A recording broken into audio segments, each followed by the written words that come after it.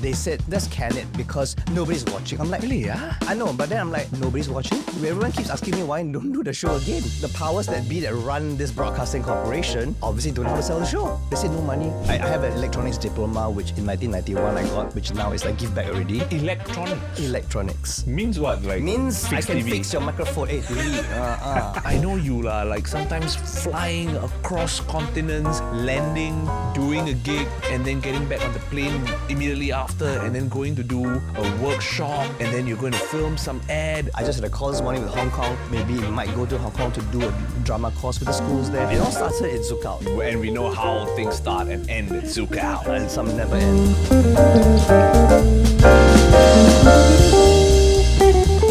What's going on, everyone? Thanks a lot for tuning in to another episode of the Rishi Report interview series. Now, typically, this is a show where we bring you broken news by broke comedians. In this particular season, I'm having guests who have had a significant contribution to the country through their fields of work. And our guest today is someone who some of you may know as the Singapore boy. Some of you may know him as the guy who says, double confirma. I know him as one of my co-actors who I saw butt naked on a stage show that we did together some 15 years ago now. Please welcome the very talented, the very funny, and the evergreen Hossan Leong. What's up, Hossan? Thanks a lot for being here. Thank you so much, Rishi, for having me. I've always wanted to be on the show.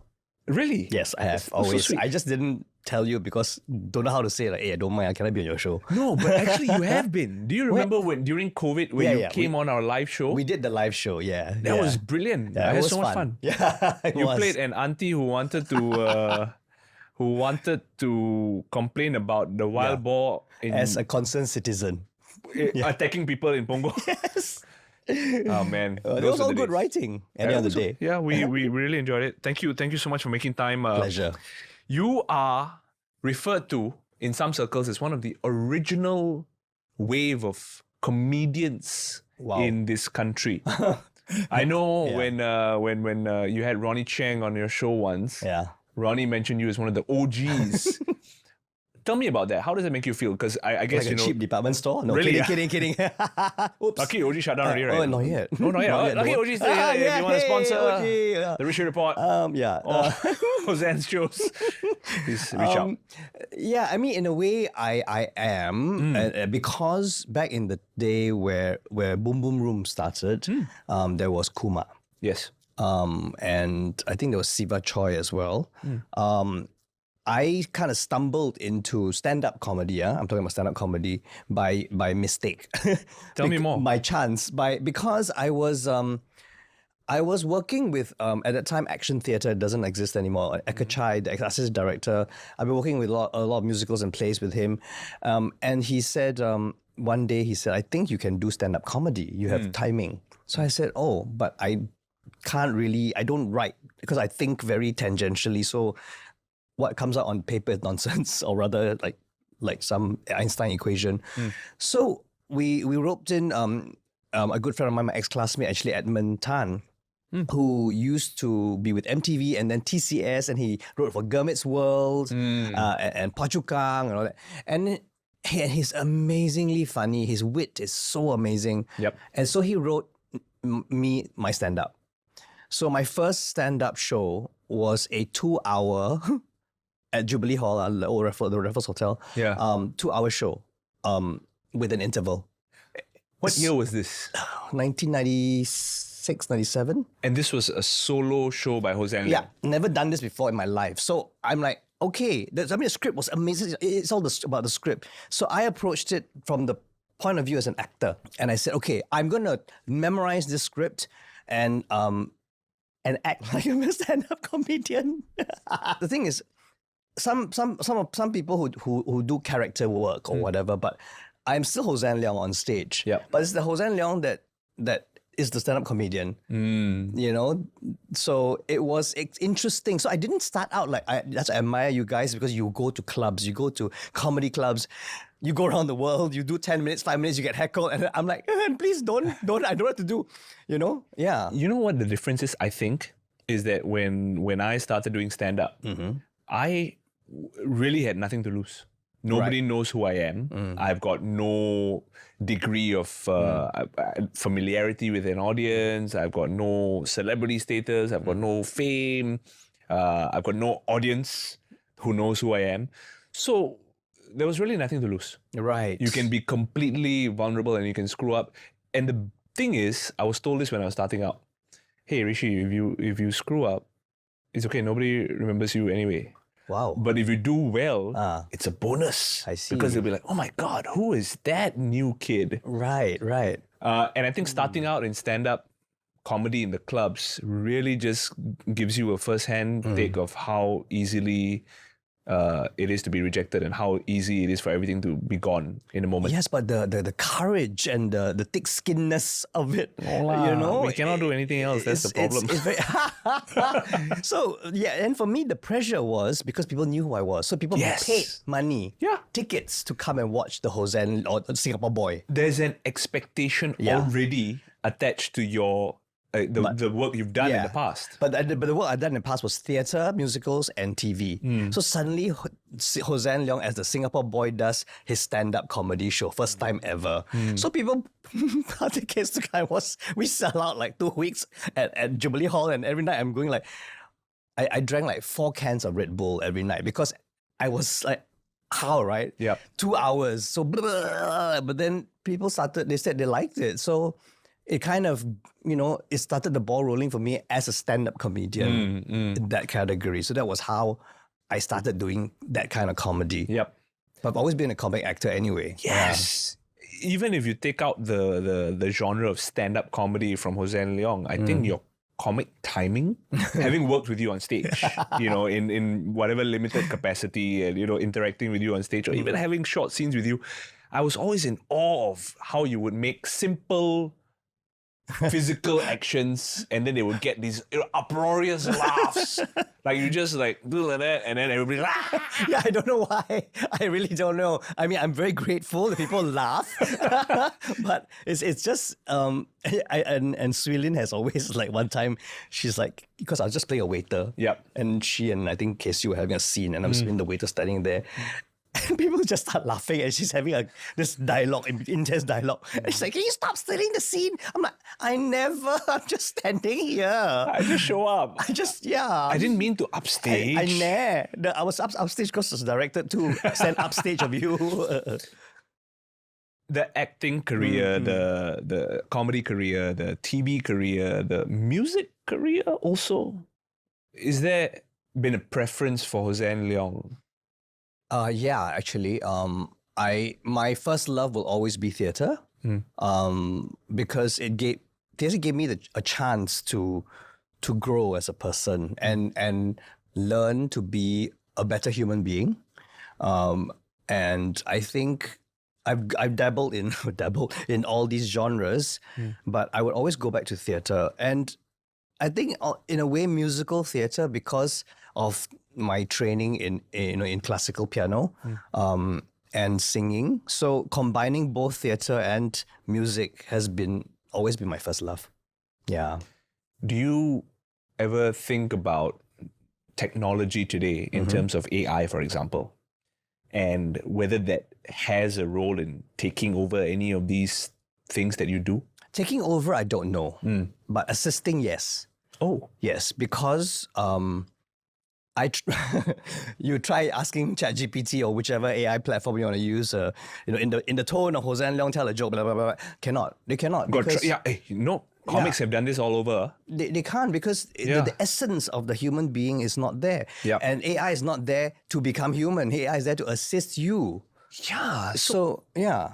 Do you know? I hear you. I think maybe in a way, writers, specifically, theatre writers, playwrights or comic writers, and to an extent, musical theatre writers as well, we are sheltered. I mean, they are sheltered from this AI taking over their work completely, compared to someone who's in the tech industry, or compared to someone who's in coding or programming or IT. Because there's a real fear there, right? That AI is going to take over our jobs. There is. I mean, you really have the movies. There's one AI movie that came out that was recently released, et cetera, et cetera. Yes, I mean, but at the end of the day, AI can write you a song. AI can come up with a rap. AI can whatever. You put in the right prompts, it gives you what it but there's always the human element that's missing. The soul is missing, and you can tell. Okay, if you're discerning enough, you can tell. If you are not discerning enough because you grew up on a diet of fast food, consumerism nonsense, you won't notice the difference, and then therefore you become a robot. Is there something that you do in this day and age to still stay relevant? Because I mean, we were talking about this before we rolled a little bit. I don't think Singapore or your fans or maybe the general population understand how busy you truly are.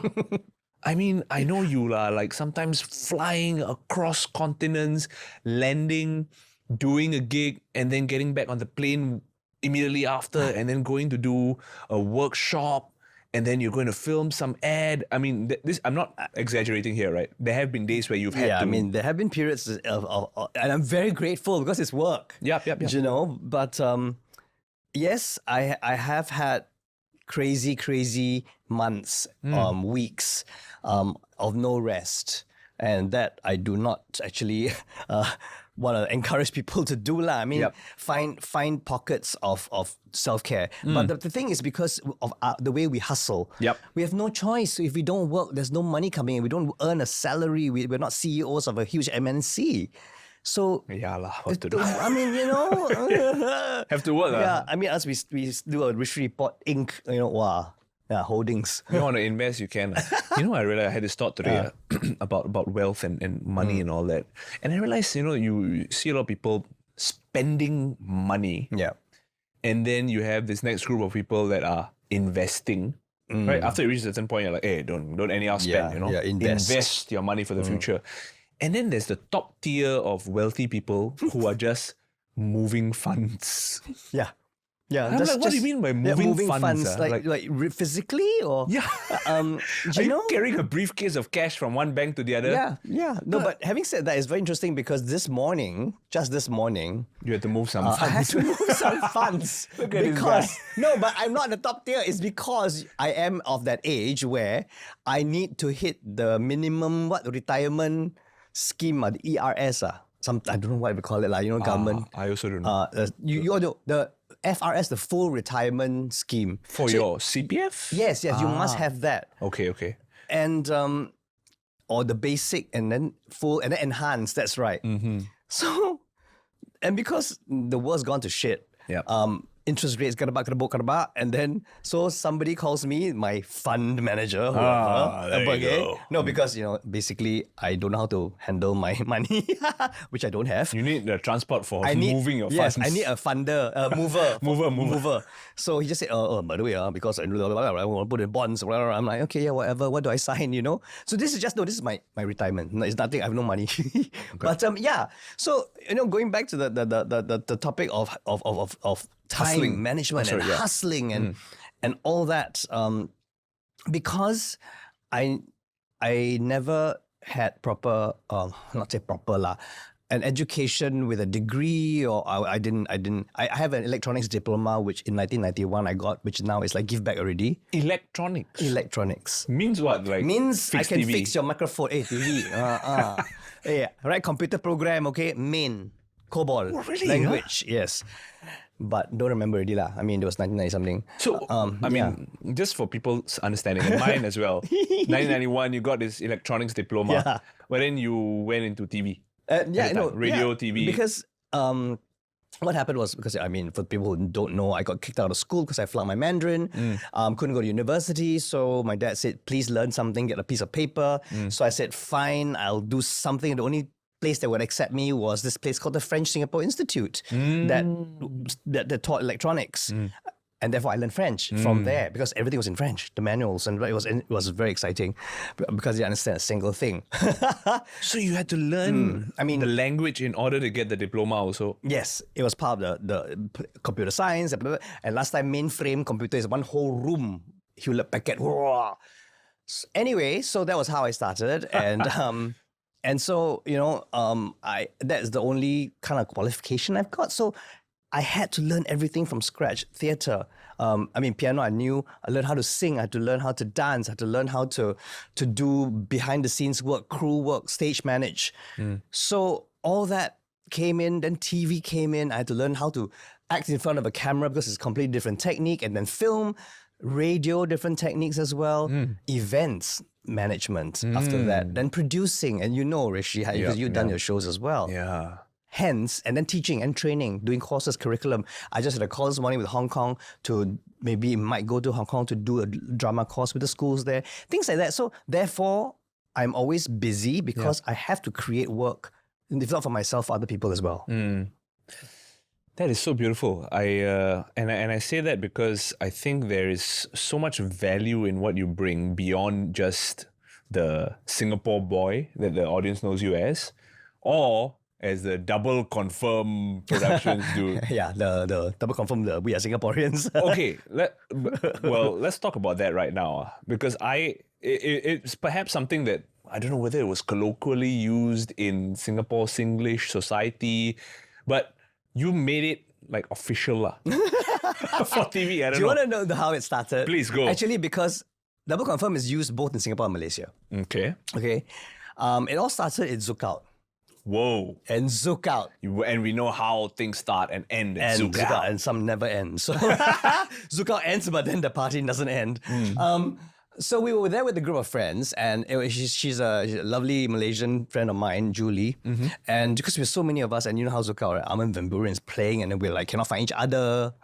You know what? I wish I could. This is going to be news, but I've never been to a Zook Out before, okay? Well, I haven't been to a lot. So I've been to like 2 or 3 because I don't like crowds and then smelly, people don't know how to use deodorant all in. And randomly down, people touch you and all that. I don't like. Anyway. And then so people and randomly people touch you. Oh, I like but then that one I don't like. But then some of the random people cannot. My wife watches the show. I don't like randoms touching me. So we all, of course, we all went to different DJ booths and all that stuff. And then so Julie goes, "Hey, we want to rendezvous, I will jump on the podium, okay? Then I will shout, 'Confirm!' Then you will see me. Then all of you must shout back, 'Double confirm!' That I know where you are." That was how it began. So it was so stupid. And then we just laughed and laughed. I said, "Hey, 2,000 people on the beach. You shout confirm, who cares? Who can see you? People think you're mad." So this was just an enhanced game of Marco Polo. Exactly. Confirm, double confirm. It was. So then when We Are Singaporeans came out, instead of as how a millionaire would say, lock it in, blah, blah, blah, I said, "Why don't we come with our own?" I said, "You confirm? You double confirm, you lock it in." Yeah. And that's how it started. So cool. Yeah. I mean, I loved every episode that I was invited on. It was fun, right? It was so fun. It's such a good show. I mean, I think it's really uniquely Singaporean the way you carry it as well. I mean, it's not just me, but it's because it's the way the writers have written it and the questions is the collective memory of Singaporeans. Agreed. It brought the country together. And that's why I'm still rattled for the fact that they said, let's can it because nobody's watching. I'm like, really? Yeah, I know, but then I'm like, nobody's watching. Everyone keeps asking me why don't do the show again. So the powers that be that run this broadcasting corporation obviously don't know how to sell the show. They say no money, marketing. So I told them, I said the celebrities in the box, right? Yeah. If you choose a celebrity and then they get the answer right, the box can be sponsored by XYZ. And they wait, never mind, I'm just doing marketing for myself now. See, I'm also Marcoms. You got to do it for yourself, yeah. Exactly. So whatever lah. So I trademark Double Confirm. You did, really? It's a registered trademark like now. Officially, legally. Double Confirm Productions has an R down there now. Whoa! Damn! So they can't take it from me. Good. I'm happy for you. No, I think that we stumbled upon a very important discussion, right? Yeah. The business of showbiz in Singapore, right? Like what you said, maybe there is a strong product. Yeah. Maybe there are the right people working on it, but there's a gap between that and reaching a mainstream audience. And perhaps that is, that question mark is the marketing or the communications to the group of people. But like you said, you have been doing your own version of marketing yourself, being relevant, branding, and to me, it's quite remarkable that the kids still know Hossan Leong's work. One example, okay? We're going to watch a video right now. Maybe you know what this is. Oh my God. The parody videos of Hossan Leong and a parody. Let's go. The dude playing Mas Salamat is damn funny. Yeah, so random. Just, yeah. It's a concert. I go up so high, Indo still say don't know why. Dover Q, Sim Lim Square, Yenda police everywhere. Dover Q, right? Oh my gosh. What a throwback. The SGAG people and Ben wrote this. It's not perfect living, but at least it's interesting. I live in Singapore. Hey, that's the Hokkien girl. Right? Yeah.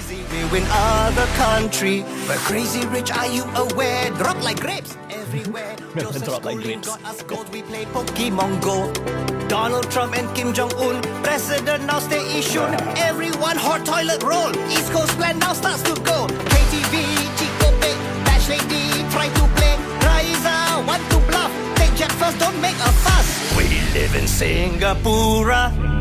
It's not perfect living, but at least it's interesting. I live in Singapore.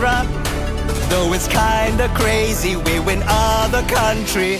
F1 Sabo Iswaran, 377A is done. Taylor Swift, sing her songs. Other countries always sung. FNB all got it bad. $1 million 5-room flat. CDC, COE, look left, look right, still no money. Okay, so that was this latest version that we just saw. It's a revamp of something we did many years ago. So the first version was in 2006. Okay. And that was written by Edmund as well. He's and we wrote that as part of the Singapore Boy stand-up actually. So it was taken out, and then it was a festival called Indignation in 2006, I think. Anyway, we did it at Old Parliament House. Okay. So this one was, it's 2025, let's update it. SGAG called me and said we rewrote it. Mr. Miyagi said, let's rewrite it. And therefore, we came up with that, and it went viral. So I'm glad, because it's such a fun song to do, and it brings everybody up to speed what's been happening. That is so cool that, because kids were sharing it, and young people were like, hey, you know this, you know that. And when we got it, we were like, whoa. Yeah, that song was like, oh my gosh, I grew up with this song. I'm like, oh my God, how old am I now? Yeah, people growing up. Did it change, or rather, did it affect your social media presence a little bit when this came out? Did you start getting more engagement from a different audience? Yeah, in a way? I mean, this 2025 video, my followers went up, engagement went up, but then again, for me, social media is an avenue to let people know what I'm doing, to contact me if they need me to host their gigs. So I am still, in a way, learning the algorithms for social media after all these years, because like I said, I'm doing everything by myself. So, I've got to handle the YouTube, the TikTok, Facebook, etc., etc. Why don't, but I know you have someone helping you, managing you. Doesn't it make sense to get somebody to do this part of it at this point? Business-wise, I'm just curious. Business-wise, yes and no, because the person, I mean, and she's amazing. She's been with me for so many years, and she does more of the negotiation work with clients, contract. Artist manager more. Yeah. Okay. Yeah, and I know that we know our strengths and weaknesses, so we do whatever we need to do. So sales and marketing is all me. Even with all my the artists under me as well, and I always bug them. Dwayne, where's your show reel? Because it doesn't come naturally to. I mean, if you are a theatre person, no, you think that actually I've trained as an actor, or I've done my dues, I've done everything. Why do I need to go and make a video about? Because clients always go, they don't know who you are. And I'm talking about corporate clients, and you might be the best host, the best actor, the best singer, but they have no clue because they haven't come to theatre to watch you. Yeah. You see, so I always say, please do something. Even me, I don't have an acting show reel for movies, for example. If Hollywood comes knocking, I don't have a show reel. I mean, I go on from 2005, but who cares? Need to update, Need to update, right? Yeah, but I haven't done a lot. So, but then again, it comes to the point of time where I go like, do I really want to bother anymore? If Hollywood comes knocking? Yeah, what would happen? So hypothetically, if you get that call? Because I mean, it's not something that's unrealistic, right? No, it's not unrealistic at all. I mean, Selena has just been in London and shooting a movie. I can't say which one. God, yeah. And It's out already. She just shot a movie with Antonio Banderas. And this is the second in a few years that she's gone over to do, right? She did one with J-Lo a few years back. Yeah, J-Lo and then Right. Crazy Rich Asians. So, And Crazy- yeah. so at the end of the day, and this was just a cold call out of the blue for her. So yeah, someone could just say, "Do you want to do it?" I'm sure. I mean, if you want, but I'm not actively pursuing it because I'm at a stage of my life where if it happens, it happens. It's great. I'll be very grateful. But then there's so many things in Singapore that I can do. Singapore and even now Malaysia, because I've expanded across the border. And then one sore point is when we live in Singapore. Of course, the netizens are going, "But you live in JB, why?"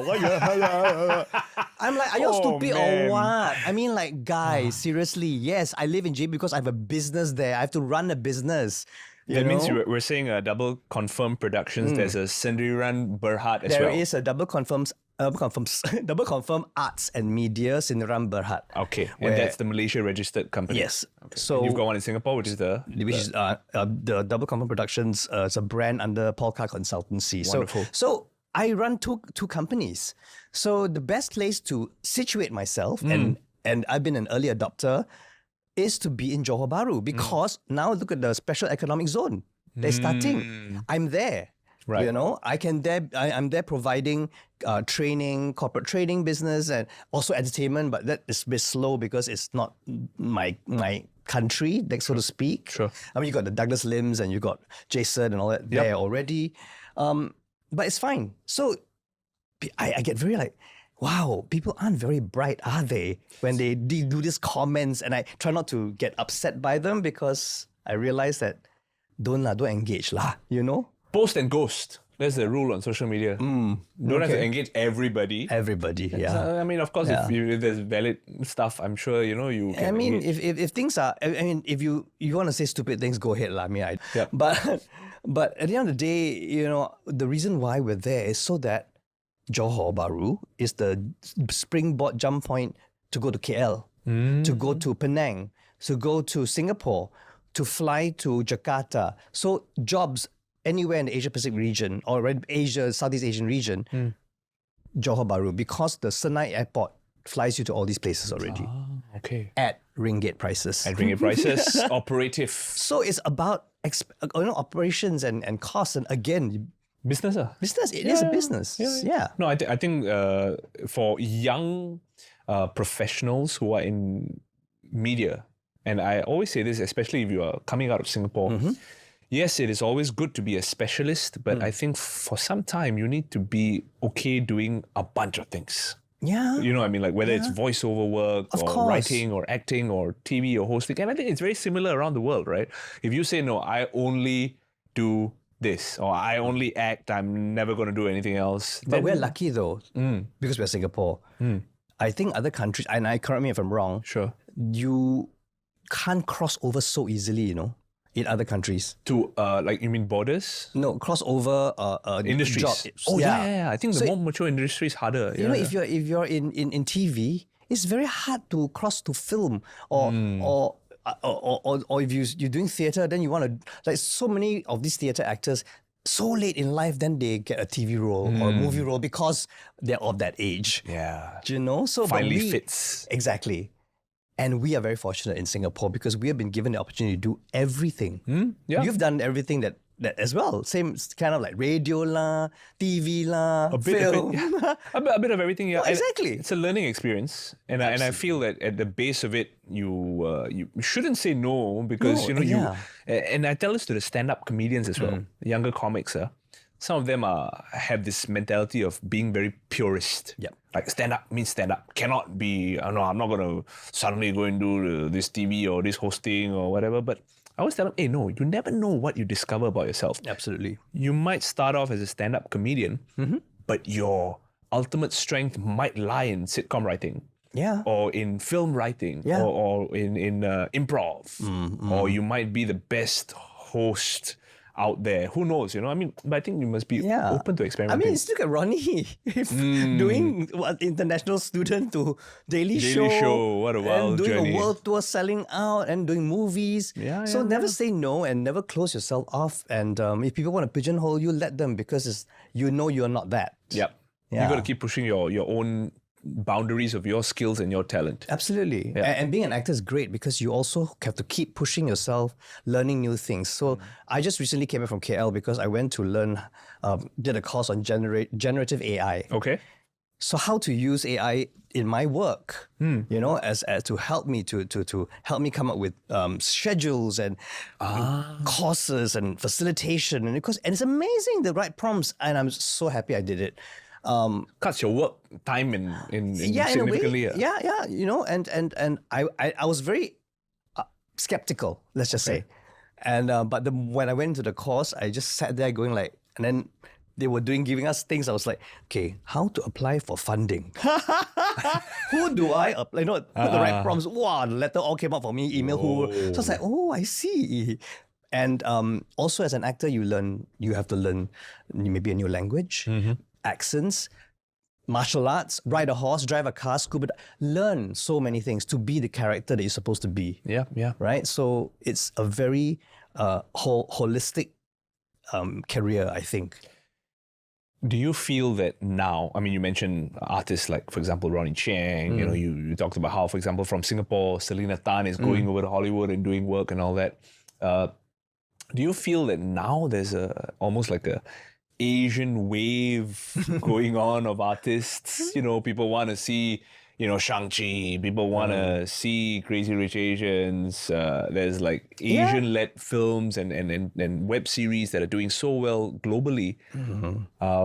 I think it's important that in a sense, Hollywood dictates in a way, right? But look at how the Korean movies have come up, the Thai movies.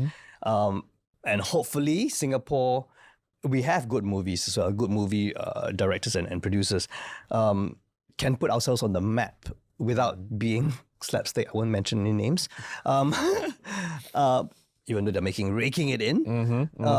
But you see, if we've got stories to tell our stories, and our stories don't need to be so local that no one else understands it, or it's so local yet the themes are so universal that it hits people in the heart. Why did Parasite win Best Movie? It's Korean, you know? So I think it's important that it's not just being Asian, it's about the stories we tell. And we as Singaporeans have so many stories to tell. So, you know, just if you have a story to tell, get out there and write it out and just pitch it, because you never know. I want to change the discussion a little bit. Okay? We got a lot of interesting nuggets about your career, you know, the work that you are currently doing, the work you've done in the past, how you are staying relevant, and how the kids are still running after Hossan Leong. Scary. You spoke about your base being in JB for now, giving you some degree of flexibility, mobility. I'm going to show you an image right now. Tell me what happened here. Okay? Just, this is a bit more public interest story. Can we flash that next image? Okay. This is a super dramatic photo of Hossan Leong with acting Transport Minister Jeffrey Xiao. Okay, give us a TLDR of this issue. So, prior to this whole blowing up of LTA, impounding PHVs, public hire vehicles, from JB, blah, blah, blah, and all that, I have been using them because they do point to point for me. Yes. And they pick me up from my house, they give me to my office, from airport back to my home. Very reliable transport company. Trust them completely. As you know, so then the big hoo-ha started. You know, all these things were happening. LTA was clamping down, enforcing the rule. It's always been there, actually. This rule, it's a law. I didn't know that you cannot use these vehicles to do cross borders private pickups. Yes. Okay. But because it blew up because of some of the bad actors that are the JB cars come in and then they start transporting people within Singapore. So that's wrong, and I completely agree. Yep. But I didn't know, and this is my own ignorance, I didn't know that I also couldn't do this from point to point. It's, because insurance won't cover once you cross the border, the third-party insurance. Right. So I thought, okay, and this is not just for me as a working professional, as a business owner. I'm talking about uncles and aunties with young kids and grandparents, want to visit their family in Kluang or Kulai, and they live in Sengkang. You know, how are they going to visit their family without a vehicle? How are they, Changi Airport, entry exit point for so many Malaysians. How are they going to get there without a car? Yeah. With luggage and everything. And now with the SEZ happening, how are your managers and transporting people back and forth, because even buses can't do it now unless you are a public vehicle, something or other, a licensed vehicle. Some permit and license required. So I said, okay, let's not rant about it.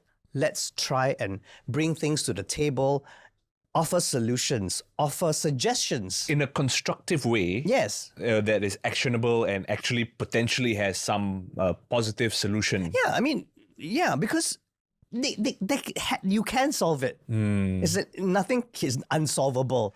Okay, What do I always say? Nothing is non-negotiable. Exactly. Even though, because I think sometimes we get boxed in this Singapore system, very inflexible, but no, actually can. Bring it to the table, dialogue, discuss, chat. Can. Right? Okay, sorry, go on. So I said, okay. So I thought about it. I listed everything. I said, okay, I'm not a policy maker. Otherwise, I don't want to be. So I thought about some solutions. Perhaps a platform. Yep. Of course, then I just put it out there. It's not it's not about me. Yeah. Of course, then we mentioned earlier, people don't know how to read, don't understand. They hantam me. They say, you choose to live in Johor, it's your problem. Blah, blah, blah, blah. I said, oh my God, okay, then I don't engage. And then, of course, then I was so grateful that Minister Jeffrey just went, thank you, let's. And then look at it, action immediately. LTA, Taxi Association, let's talk. Right. Okay. Because they say, oh, but how can you get the Johor, you pay ringgit? Of course, then we're all Singaporeans. I'm like, no, if you have a platform, everybody pays the same rate. Doesn't matter whether you're, you know what I mean? So anyway, I'm glad it's now out there. Yep. They're working on it. Yep. And the taxi services between Singapore, I just used one yesterday actually, from Bansan Street Terminal to wherever, Lakin, have more taxi points. So maybe from airport, so that people don't have to, from airport, go to Queen Street and go back. It doesn't make sense. Yeah. So it's all about improving the system and processes that have been put in place. And so we can move forward as a community, as two countries, or, Johor and Singapore together. Because unfortunately or fortunately, I don't know, the transport minister in Malaysia lives in KL. So Johor to him is like, why, Yeah. But now that acting minister is aware of this, he is talking directly to ministers at that level. Yeah. So the law has to be changed. That is so interesting because it is one example of how you can use your platform as a influencer, celebrity, artist to potentially bring positive change to society in a very practical way for people who are affected. Yeah. And were you surprised that he responded? Okay. It frustrated me because my driver in Johor said, do you know, now I'm so scared to come. Of course, he's afraid. He said, he pounded, no car, it can't work. Yeah. Singaporeans, when we pick up at Changi Airport, they take out their phones and they film us, Oh no. Film the license, film. And then I'm like, Singaporeans, why are you all like that? These are other people's living. They might not be in the right, but that's not the way to handle the situation. Yeah. So it's just, sometimes I think Singaporeans as a community, I'm just generalizing, but I think we can be kinder. We can be more empathetic and understanding and besides, just try to help lah. Yeah. No, I think you recognize that you are in a position where you potentially could help. not just yourself, but I guess know, the greater community. Yeah, for me, it's like, guys, if you want to stop the Johorians from coming or the Malaysians from coming here to work, Singapore was shut down. We were shut down, okay? You guys don't want to work in the factories. You guys don't want to work as F&B. You don't want to wash people's hair, do people's nails, do people's eyebrows. Complain, no job. You do lah. Right? You shut down. You do tell people, don't come in, I take my job. You want to do meh? That's what I always say. Yeah. You know, so I think, and I think for us as we hustle, if I never work again as an actor because I don't get a job, I'll go be a waiter. It's fine. You know, it's nothing. There's no shame in it because you're doing a service. Yep. And it's fine. If I want to stop being an actor, I'll go and work in the kopitiam. Doesn't matter. Yep. Yeah. One thing that I think I spoke to you about in the past, and I told you that maybe I learned along the way, and I watched you do it as well, is that regardless of the work you are getting, the work you are doing must always be very, very good. Oh, yeah. Okay. Sometimes, you know, people say, oh, this is a small role. Oh, I see. Or this is it's nothing very small or whatever. But I think regardless of what work you're getting, you do whatever work you're getting to the best of your ability. And that's the only way to grow. It's important because, I always tell that when I teach classes or do training courses, especially for wide-eyed, bushy-tailed, young wannabe actors, you know, and I say to them, why are you in my class, first of all? Okay, first of all. And then some of them, and bless their hearts, they say, I want to be famous. I want to be rich. I want to be I want to be a YouTuber. I want to be. So I always tell them, it's good to have ambition. But if that is the ultimate reason, please leave. Because I'm here to teach you the skills that can help you if you never become an actor. The skills that we learn and we employ as actors are life skills, drama skills. And that's why I keep telling people as well, if you want to learn how to speak, to present before your board, to pitch to your clients, you need drama skills. You need to know how to use your voice, how to seduce with your voice, how to, you know, it's so many things. Yep. So there's a lot of subtle nuances that. So do it well. Do whatever task you've been given, do it well. Yeah. And don't. I mean, things may not go your way, so don't backstab people. Don't gossip. Just do it. Yeah. Yeah. You spoke about fame. You've had a degree of fame in this country, and even across the border, I'll say. You've been in showbiz now around 31 years. 31 years, yeah? 1993. 32, is it? I can't count. 32. Yeah. What does fame do to someone? It's dangerous. Fame can cloud your judgment. Fame can change your personality, and sometimes not for the better. So, and I'm speaking from personal experience because it happened to me. I suddenly got onto TV very, very quickly, and I didn't know how to handle it. People, yeah. So it started. You become the cliched TV personality, you know, and then it's always your family and friends that ground you, and I'm very grateful to them. Who one day they said, "Who do you think you are? You know, you 2-room HDB boy from Queenstown. Who do you think you are?" You know, and that brought me down to earth immediately, and so I'm very, very grateful. So yeah, so fame can do weird things to you, and your perceptions change. When I started doing stand-up comedy for events and gigs, private events, corporate events, and I always tell people sometimes, the clients, I'm the wrong entertainment segment. You need a singer in a slinky dress to sing jazz songs. Anyway, yam sing la, blah, la, you know, and then no one's listening to you. And during about the midpoint of my career, I became very angry because no one was listening. No one was laughing at my jokes. The same jokes that sold out my stand-up shows in theatres. So I got very bitter and angry on stage, and And my friend who one day saw me, because I think was doing for his company, and he said, "Why are you so angry?" I said, "Angry, man? I'm not angry, what?" He says, "Yeah, you're very angry. Who say I'm angry? Who's angry? He said, your jokes, you, why are you so angry at us? If you don't enjoy it, if you're not happy doing it, stop. Because it's not doing you any favors." Wow, that woke me up. I was like, shit, I actually, sorry, did I just swear? Shoot. He's not TV. Merde. I said, but I do enjoy it. I love it. I love being on stage. I love making people happy. And then it ball dropped. I love making people happy. I love why I do what I do. I love making people laugh. I love making people smile. So with that in mind, I changed my mindset when I went on stage. Yes, the people will still yam-sing. Yes, they will still make noise. Yes, they won't listen to me. But there will be people listening.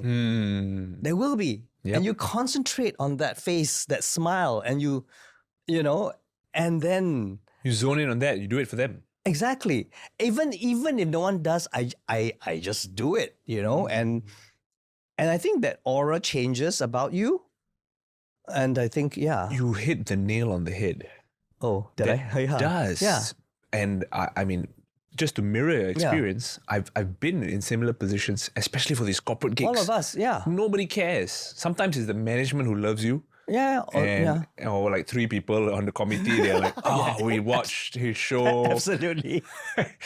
We should get him for the other 300. Or 3,000. And then the others are like, I've been in gigs where they are like Japanese cosplayers who speak 30% English and they're like, Rishi, come and do jokes. And I show them, I'm like, I'm not sure if this is the vibe. Because they're dressed as, cheerleaders, tennis balls inside. You also dress as a cheerleader? I don't know if that's what they want to see, you know what I'm saying? But you're right in saying that sometimes when your aura changes, they may not understand your jokes or they don't understand fully, but they're like, there's this person doing a show and loving it. Yeah. And I see 10 people enjoying it and 10 people see another 10. And by the time you finish your 20 minutes, you've kind of converted some part of the room and that's enough. And that's enough, For corporate gigs is enough. And also because, and clients are not saying we don't want to do, we still want to do. We'll be there. Yeah, we'll be there. And we will smile. We'll bring our aura, the right aura. The right aura. I spray first. And I've hosted events where I will introduce stand-up comedians, and I've had stand-up comedians halfway because people not listening walk off stage. And then I went, finish already, hey, then, or just be not nice. And then I thought to myself, you're giving this industry a bad name, So, but case in point, I think also sometimes clients need to understand what entertainment is right for the crowd and the event as well. Yeah. And I mean, we do this all the time now, right? When we're invited to do stand-up comedy, we'll say, okay, there is a chance we can do that and we can do it well for you, but you need to work with us on the setting and the setup. You can't have like 100 plates of fish come out 5 minutes into the set. I mean, cannot be like, I'm doing my next punchline and then like, grouper. I've done that before. I was like, hey, grouper. I just address it and then I'm like, okay, well, there's no way you're going to compete with that. Yeah. just So you want to... Okay, nightmare gig when I was very young. Okay, very, very early in the career. I insisted on what I was told I should insist on. We should get a spotlight, make sure it's a dark room, and you go and do your set. Okay, Ken. So I did that. Say, I want spotlight, dark room, never ask for anything else. Okay, mic and all is there, and I'm doing my set. And while I'm doing my punchlines, it's very quiet, but I hear.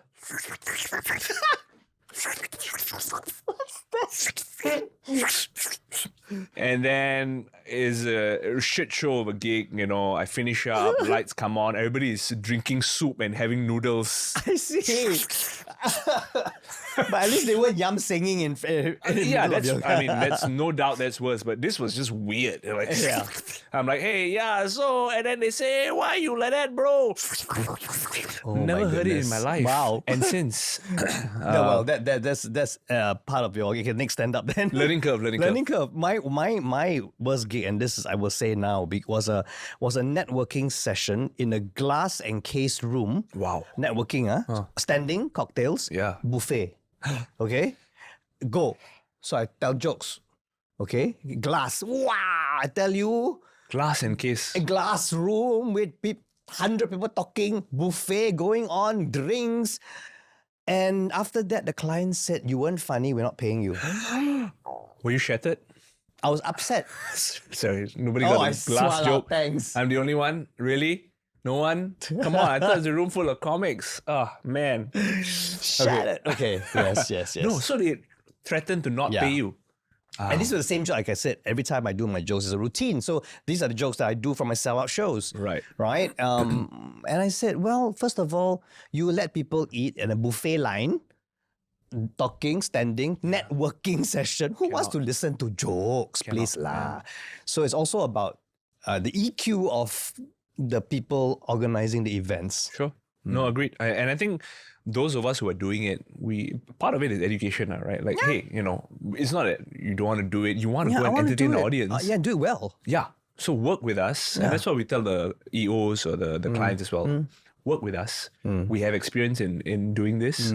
You are going to spend the money. Yeah. We don't want a case where you are spending the money, then you are not happy, we are not happy, audience is not happy. It's a lose-lose. So let's come together and make it a win-win. It just needs small tweaks. Exactly. Yeah. And they're much better now, to be honest. Yeah. They've been Much working better hard. now. Yeah. I mean, back the day where it was at D&D's playing games. Do you remember? Do you used to host those? And like, let's play a game. Can we have 3 volunteers from the audience? I still do that actually. Tick tock. Come on, volunteer. Tick tock. Okay. Wow. It's a very different role as the MC compared to the stand-up comic, right?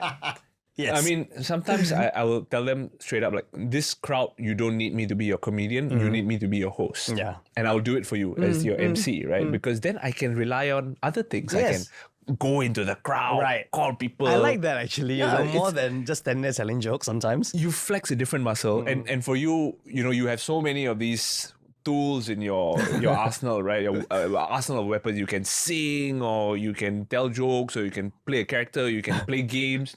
I mean, I enjoy it. I enjoy it. I enjoy like just doing. I love lucky draws because it's so funny. Oh my gosh, you win a $20 NTUC voucher! Yay! I've been excited about that before. 'Cause I never win before, so when I'm giving, I'm like, what? You've been very generous with your thoughts. I just want to ask you one final thing before we wrap things up here. Okay. But is there one thing you fear the most at this stage of your life and your career, having been in show business 30 years, having been at the peak of stardom and fame in this country? That's a good question because I've been freelancing all my life. There have been years or months of amazing work. There have been droughts where, and the droughts have been increasing. There have been a couple of months this year that I had no work, which made me a little bit scared because I was like, because normally if I get 1 gig a month, it's fine already. I don't mind because as long as I pay my bills, I pay my staff. Yeah. That's all. I don't need to buy a Birkin bag.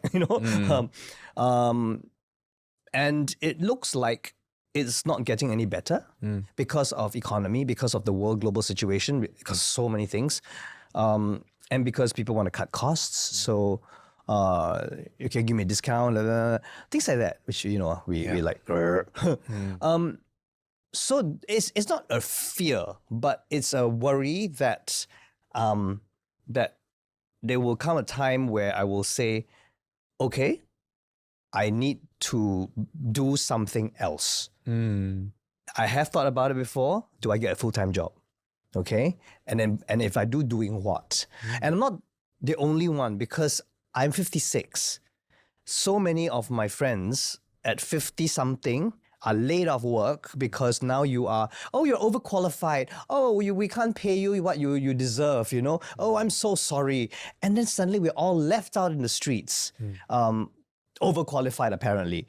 And because people want cheap cheap and nasty, right? And that's why the government's going, oh, mid-career, better go and use your skills feature. Use skills feature or not yet?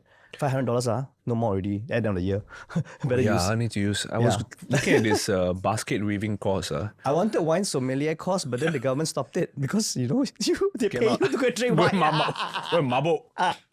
Yeah, so I think that's a worry. That's a worry that what happens. So I am thinking if next year, because next year is wide open for me. Normally I'm really booked out 1 year in advance. Next year is nothing. I'm thinking to myself, okay, what do? I create. So I'm coming up with training courses to go out there, to go to schools, to go to corporates, to train, to teach drama skills, voice development, whatever it takes to bring in the bread. Yeah. And also go back to school. Or rather, go to school. I haven't gone. I failed school. Go back. Go back. Never go how to Never go back. go how to go back. Go forward to school. Because what my deep down desire is to learn to do linguistics. I love language. And also part 2 of that plan, maybe start an artists commune. Run a commune where there's a property in Johor, perhaps rent it and rent it out to theatre companies who want to come and do an incubation, a writer's lab, workshop, dance, music. Come and use the space. We provide you the food, the rooms, the beds, rent it for a week, come out and then devise, do a show. Wow. So that is my dream to give back to the community so people come together, and because we are a community of artists, so no matter which genre, come and use the space and create. That is so beautiful. I hope it happens. I hope. We're going to look into the property and see what happens. If there's anything that this guy can do, the report. There's the dude. That's me. Did we establish that? No, but if there's anything that me or any of our comedy community or what can do to support that dream, we'll always be there. Thank you. Yeah. And I say this not just because I speak on behalf of other people as well, but we're big fans of what you do. Thank you. I also mean it in the way that when I started in show business, not everybody was very nice to me. There were very few people, and I constantly tell those people this, and I tell you the same. You were very kind, you were very generous, you till today have been very gracious with your talent, your advice. I know that I can pick up the phone and without hesitation call Hossan Leong and go, hey, Hossan, this one how much to charge? Yeah, I remember those days. And you'll be like, well, you shouldn't be undervaluing yourself, Rishi. You should charge at least this much. You can't, of course, charge that much because it's not there yet. But you should not undervalue yourself. And I think those honest, candid conversations are what I try to do with the younger comedians. Good. Today. Yeah. And I'm like, hey, don't undervalue yourself. Don't. Know your worth. Yeah. And make sure that you get your worth. Absolutely, because if you do your best, people will pay you. Yes. And I think an artist commune in Johor, because it's it's cheaper to go and incubate, because here you're distracted like crazy. And I've done it before for my one-man show. I locked everybody up in my house. Beautiful. And just work. Okay, then at 6 p.m, then you can open the whiskey bottle. That's actually me and Cheryl. We do this every few months. We go into Southeast Asia. We go to Thailand or mostly Thailand actually. And my out of office auto reply is always, I'm lying drunk on the beach writing my next show. Okay. Get back to you in a while. So you go away to write. That's the aim lah. Okay. And we don't it's not a structured thing at all. I see. Okay. But it's actually very liberating. It is, isn't it? Because some of my best ideas in terms of maybe not specifically punchlines, but concepts, show titles, or hey, let's give this a shot. Right. Happened floating in the Andaman Sea, watching beautiful dolphins. women Okay. in Cheryl. bikinis. Yeah, my wife. Yeah, Cheryl. And Better say, qualify that. No, so, okay, I know I'm going over time now. No, it's okay, don't worry. But because when creatives get together, and I say this because from my experience, and talk and liberate their minds, wow, amazing ideas come out, you know? And then after that, you party, you eat, you laugh, you talk, and more ideas come out. Yep. Out of the structured workshop that you had in the day. And then you live, you sleep, next morning you wake up, okay, breakfast 8 o'clock. One then in my workshop, 8 a.m., I said we start work at 9. 8 a.m., my downstairs, I hear this, Glenn Gui pulled my blind down because he woke up with so many ideas. He wanted to open the blind, he yanked it. He said, I broke everything. But he said, I have an idea how to open your show. I said, okay, but then how do I fix the blind? But there you go. Yeah, you know what I mean? yeah. Creativity is sometimes like lighting a match, right? Yeah. Something will be on fire. Yeah, hopefully not my house. But yeah, so that is my kind of like pipe dream, to have a commune where we can come together and create. I see it happening. Okay, good. Thank Yay. you. Thanks so much for being on the show, Hossan. Thanks for having me. It truly means a lot that you made time to come here and hang with us. Good luck with the artist commune. Good luck with you. Double Confirm. Thank you. And keep spreading the joy of making not just the audience happy, but making the rest of the community inspired to move forward. And we're looking forward to you and Cheryl being on my podcast as well. There's a season premiere of your own podcast with your brother. Yes. Tell us about that. I think I possibly, we dare say, this is the first sibling podcast in Singapore. So my brother Stanley and I have come up with this podcast called the Leong-form, and this is season 2. And our guests that opens season 2 will be Rishi and Sharul. What? And it drops October 5th on all platforms. So exciting. I can't wait to hear what they're going to say. I'm sure what they it'll said. be exciting. That's good. The Leong-form with Hossan and Stanley Leong. Really excited. We were on the show and it was beautiful. It was a very It was nice, heartwarming conversation. different vibe to You know? have the both of you. You all bring very interesting, different dynamics to the conversation. Yeah, no, Yay. truly. Thank I think it's very interesting. And it's going to be... Any idea how many episodes you're planning the season for? So season 2 will be 10 episodes. We've already done 7. There is talk of trying to get some interesting, let's just say, people of influence that run this country on board. Yeah. All right. Yeah. Can't wait for that Trying.